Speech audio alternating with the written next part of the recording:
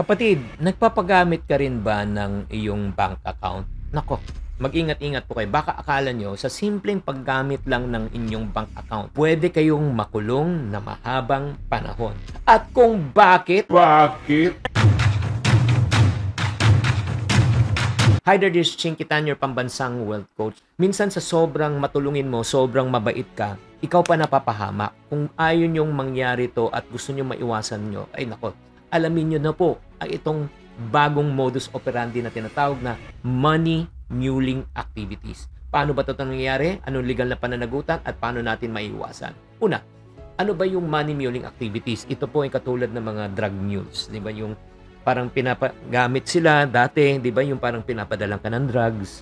Di ba hindi mo alam sa airport, sabihin sa iyo, oh, pakipadala lang tong gamit na ito o itong maleta na ito na hindi mo alam. Nako, na meron palang laman. Kaya nga mag-ingat-ingat po tayo dyan. At alam na po yung modus operandi na yon. Pero ngayon, ang drug mules po, iba na po.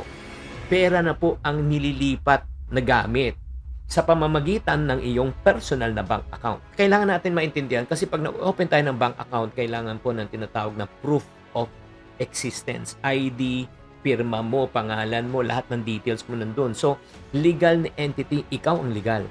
Karaniwan na ginagawa nito ay sa pamamagitan ng, paano yan? Sasabihan ka, baka pwede mo naman, ibenta na lang yung account mo kasi wala akong bank account. Oo, at babayaran kita ng malaking pera or tuwing hulog ko, may porsyento ka. Or pangalawa, baka pwede ko na lang ipadaan sa iyo sa account mo tuwing may deposit, may bibigay rin sa inyo. Nako, mga kapatid, mag-ingat-ingat po kayo. Bakit? Kasi ang mga money muling ay nire-recruit yan more or less sa mga social media or online job posting. Mapagpapanggap, naghahanap sila ng mga empleyado. Tapos, ang sasabihin sa inyo, bibigyan kita ng money transfer at mag-aalok ng bayad kapalit ng paggamit ng iyong bank account. At sa likod nito, ang pera pala nililipat sa account mo galing sa mga illegal activities tulad ng phishing, identity theft at iba pang scam. At hindi alam ng karamihan ang ganitong aktibidad ay illegal at pwede kang managot sa batas. Ano magiging legal consequence po nito? Pag tayo po ay nasama sa ganito, maaari tayo makulong ng 6 to 8 years at magmulta ng 100,000 to 500,000 sa ilalim ng tinatawag na AFASA law. Kahit na sabihin nating inosente ka. Pero pag hindi po tayo nag-ingat, napaggamit po natin ang ating mga account, nako, magdadala to ng seryosong problema. At mga kaiponaryo, pakinggan nyo to mabuti. Ayoko na mangyari ito kahit sa atin o sa mga mahal natin sa buhay. Kaya paano ba natin maiwasan to? Number 1, please, huwag kayong magbibigay ng iyong access sa iyong bank account. Kahit gaano kalaki ang bayad, at the same time, kahit nakakilala, mahirap kapatid, kaibigan, kamag-anak, naku, ang hirap po. Ang bank account mo ay para lang sa iyong personal na gamit. Napakahirap talaga kapatid, maniwala kayo. Pangalawa, pag-aralan ang bawat offer sa online. Kapag ito mukhang too good to be true, yung parang, uy, dadaan ko lang sa iyo to. Bibigyan kita ng 10,000. O, tapos i-withdraw mo, i-deposit mo sa account na ito. Naku, kapatid. Ang tawag doon natin, paper trail. Dineposit sa iyo, makikita ng yan, syempre sa account mo, i-deposit mo sa isang account. At yung dineposit sa isang account, malay mo, drug mule din siya, at pag winidraw, cash na.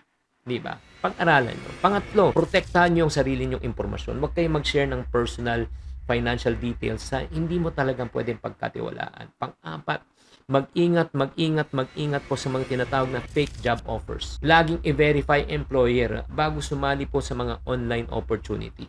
I'll end this video with a story. Si Marites ay isang single mother. Inalok po siya ng trabaho sa online at kumikita siya ng 10,000 pesos kada paggamit ng kanyang bank account. Akala niya magandang opportunity. Imagine mo, nagde-deposit lang ng pera. Kada deposit may 10,000 pesos siya. At nag-research siya at nakaka-deposit sa kanya ng mga 4 o 5 sa isang buwan. Kumikita siya ng 40 to 50,000 pesos. At yun na po ang nangyari. Nang dahil po doon, na-realize na lang niya na na-freeze ang kanyang account at sinabi nga na yung perang dinideposito po ay galing sa mga illegal na activity at dahil doon, siya po ay nahabla at nademanda. Grabe.